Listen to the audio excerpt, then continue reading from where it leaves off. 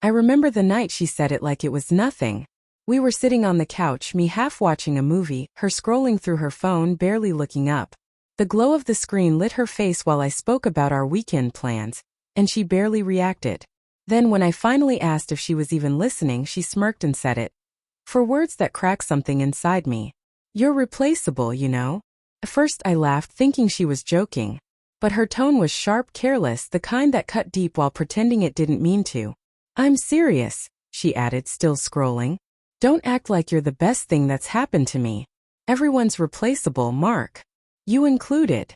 Something inside me went quiet. Not angry, just empty. 3 years of trying to be her anchor, her calm, her stability. And now I realized she saw me as a placeholder. The irony was I'd built my life around her. Adjusted my routines, sacrificed friendships, turned down projects. All to make sure we worked. That night, I looked at her and said softly, "Then replace me." Her eyes finally left the phone. She blinked, almost amused. "Oh, come on. Don't be dramatic." "I'm not," I said. "You said I'm replaceable. So go ahead. Replace me." The silence that followed was heavy. I didn't yell. I didn't beg. I just got up, grabbed my jacket and walked out. I don't think she even believed I would. Maybe she thought I'd be back by morning like always, apologizing for whatever invisible thing I'd done wrong this time. But this time I didn't come back. I stayed at a friend's apartment downtown. Slept on a couch that smelled like old pizza and stale coffee. It wasn't comfortable, but at least it was peaceful. For the first time in months, I could breathe without feeling like I had to earn my right to exist. A few days passed. No calls. No texts. Just silence. The kind of silence that tells you everything you need to know. Until the 7th night, when she finally called. Her name lit up my phone at exactly 11:43 p.m. I stared at the screen for a long moment before answering. When I finally picked up, her voice sounded smaller than I remembered. Not the usual confident tone laced with sarcasm, but something softer. "Mark," she said quietly. "Can we talk?" I leaned back on the couch, staring at the ceiling. "About what?" "Replacements." She sighed. "You're mad. I get it. I didn't mean what I said that night." I let out a dry laugh. "You said it because you meant it. People don't pull knives they don't plan to use." There was a pause. Then, "I was stupid, okay? I just wanted to get a reaction out of you. You've been distant lately, and I thought maybe." "Maybe what?" I interrupted. "You'd hurt me into caring more?" She didn't respond.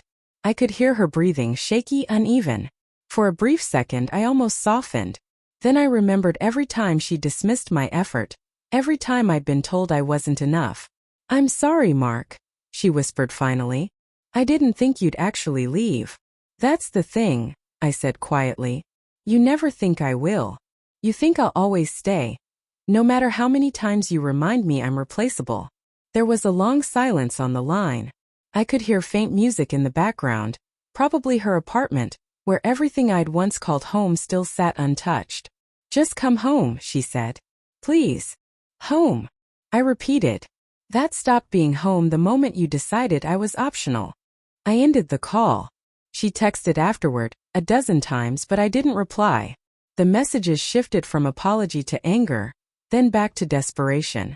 It was like watching her pride crumble in slow motion. A week later, she showed up at my office. Her eyes were red, makeup smudged, voice trembling when she said, "Can we talk, please?" My coworkers glanced at her, then at me. I stepped outside, keeping my distance. She looked at me like she was seeing a ghost she thought she'd buried.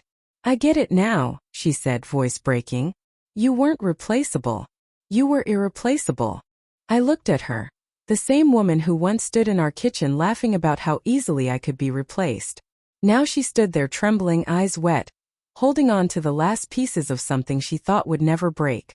"Do you remember what I said that night?" I asked calmly.